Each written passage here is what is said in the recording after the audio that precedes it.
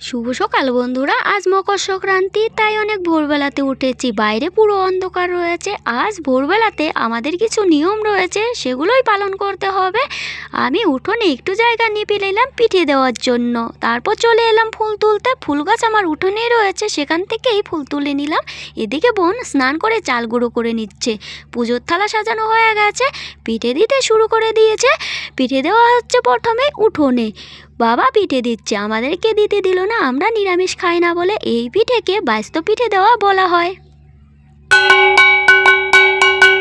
তারপর পিঠে দিয়ে নেওয়া হচ্ছে ঠাকুর ঘরে। ঠাকুর ঘরে দিয়ে নেওয়া হয়ে গেলে প্রত্যেকটা ঘরের সামনে সামনে পিঠে দিয়ে ধূপধুনো দেখাতে হবে। পিঠে দেওয়া পর্ব শেষ করে চলে এলাম রান্নাঘরে। উনুন ধরিয়ে নিলাম।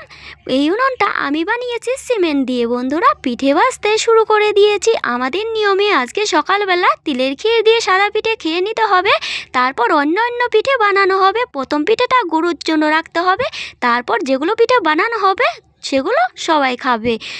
গরুকে স্নান করিয়ে গায়ে পিঠে এঁকে দিয়ে এই সাদা পিঠেটা তিলের ক্ষীর দিয়ে খাইয়ে দিতে হবে। আমাদের মতো কার কার এরকম নিয়ম রয়েছে বন্ধুরা, কমেন্টে জানাতে ভুলো না। এখন রাখছি, টাটা।